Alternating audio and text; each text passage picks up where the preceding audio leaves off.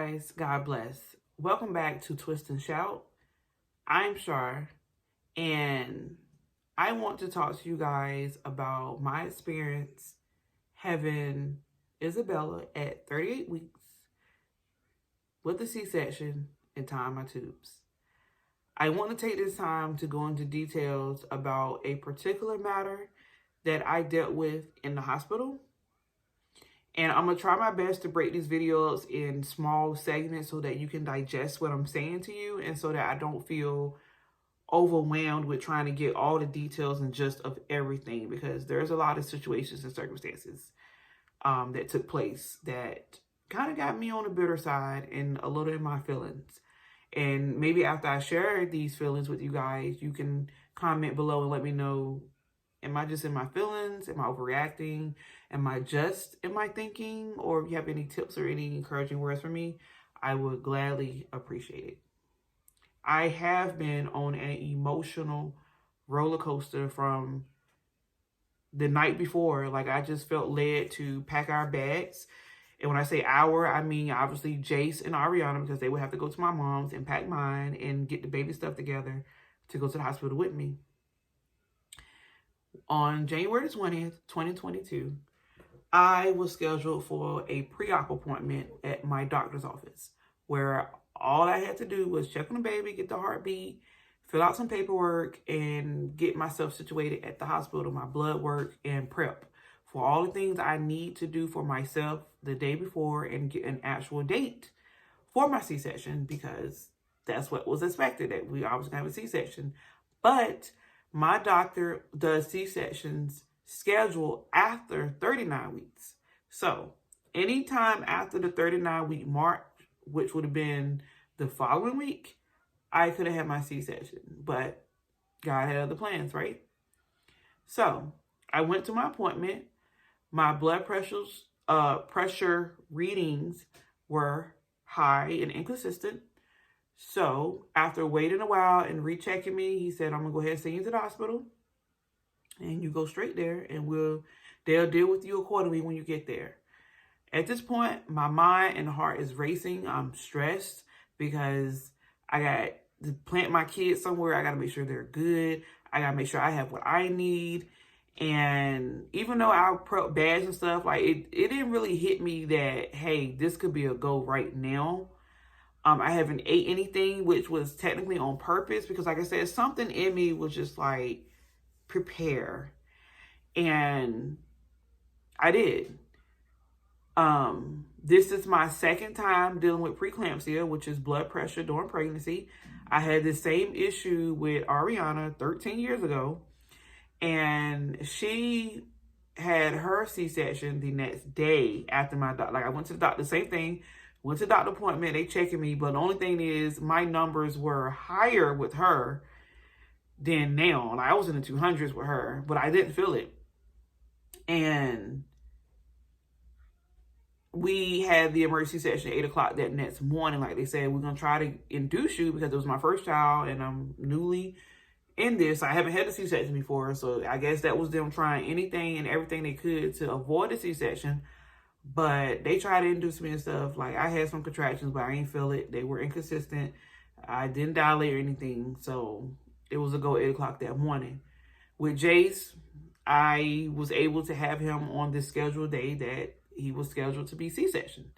With Isabella, I guess she said, I'm ready to go and I'm ready to come out. And I went to the hospital and we're waiting while I'm being checked. And crazy thing is, I told my doctor, I'm having contractions. He said, okay, sure. I get to the hospital and they put me on a monitor to, monitor the baby's heart rate and my blood pressure.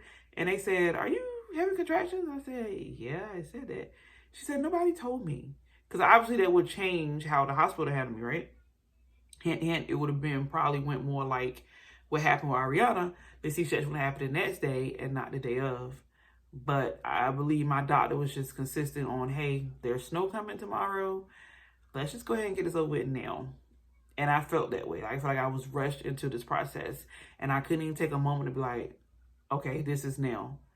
Not only that, but upon being truthful, saying, hey, I've been tested for COVID in the past 14 days and I tested positive. They treated me as a COVID patient. And they said the only thing that could kind of relieve you is if your test come back negative, because it hasn't been 14 days, which is alarming because it's like, okay, where did this 5-day, 10-day rule come from? But anyway, so they tested me and I'm positive. So they said they have to treat me accordingly, like I'm a positive COVID patient. And I'm like, that's interesting because I'm about to have this baby. I got my husband in here. Like, how does that work? And lo and behold, they come in and say, unfortunately, your husband cannot go with you in the operating room. I'm looking like, but he's in here with me now. And we both tested positive and we both have been cleared to go back about, go about our lives. Like, he came back to work. My daughter went back to school. So I'm like, I'm not understanding what's going on now. So he doesn't go with me. And I am in my feelings. I'm scared. I'm nervous. Because I know what he meant to me when he came in the room with Jace. When I had a C-section with him. Like, holding my hand, rubbing my forehead, giving me that reassurance that someone is here that you can trust. Someone is here to be your eyes and your ears and to encourage you. And I didn't have that. And it hurts my heart so bad. And I'm not emotional because I don't want to do that. But just know I am hurt. And I don't think I'm going to ever get over that. Because when I look back on this experience, he's not a part of that. And he was forced not to be a part of that. Now, I don't think he cares to the extent I do, but I really care. And it just makes this feel so indifferent. Not only that, but not only am I having the C-section and tying my tubes alone, I was stuck for the epidural about 5 times, no exaggeration. 4 from one anesthesiologist where he could not place the needle right where he needed to go, right between my bones and my spine. And just imagine being stick 4 times because the spot couldn't be found. And each time it's burning, it's aching, it's hurting your toe. You can't move despite your reflex of, this is pain. And then you have a nurse who pretty much is in favor of the anesthesiologist. Like, okay, it's supposed to be something the patient's doing wrong. But mind you, the only thing I'm supposed to do is hunch over a pillow and stick my back out and not move. And I did exactly that. And the other anesthesiologist comes in and he pokes me and he does it on the first try. But by now, I'd have been poked 4 times prior. So I'm hurting, I'm in pain. And I have like so much more medicine in me than what I was supposed to. And it wouldn't sound like, okay, he's like, okay, well, that should help you feel good. It did.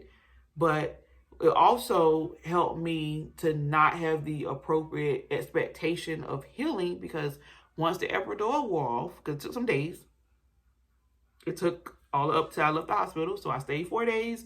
It lasted 4 days. And that's not necessarily a good thing, my friend. As someone who has done this prior, please understand the basis of science. Pain is to help your body realize how to respond, what to do, how to react, and what you need. Without that sensor, things go left. So the first 2 C-sections, it lasts for that day. The next day it wore off, and okay, my body is like, okay, this is what is to expect. For me, I felt like Superwoman. And then when I actually left the hospital and got home, everything came crashing down. All the pains, all the pinches and nerves and everything was so painful that I couldn't even think straight, and I felt like I was losing my mind. But yeah, that's my story. I just want to tell you guys that part so you guys can kind of feel where I'm at, where my head was. I felt like my situation was unusual. I felt like it was indifferent. I felt like it could have been better. But I'm here now. And I have other things to tell you guys as far as my experience. But for right now, just know that my C-section this time was different than the one with Jace and Ariana. And I feel like it could have been better. I felt like I could have been handled better. I felt like I did not have the necessary terms for an emergency C-section. I felt like I was rushing to something because of the idea that bad weather was coming. And somebody can say that's for the best interest for everybody, but I kind of feel like, no, don't make me a guinea pig. Like, nah, that's not how this is going to work. That's how I feel, but I could be wrong. You guys let me know in the comment section how you feel, what you would have done differently, if you would have done anything differently. Do you have any experiences like mine? Have you heard anything like this? Do you have any encouraging words? Because like I said, I feel like me and my husband was robbed.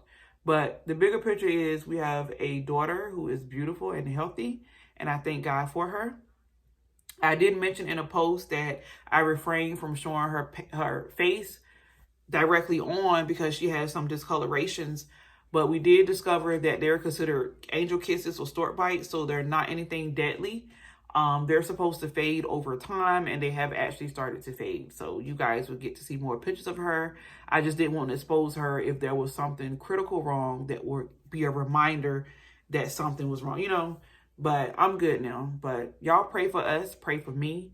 I love you guys. Thank you for listening. And don't forget to comment. I love you guys. God bless. Take care. Bye.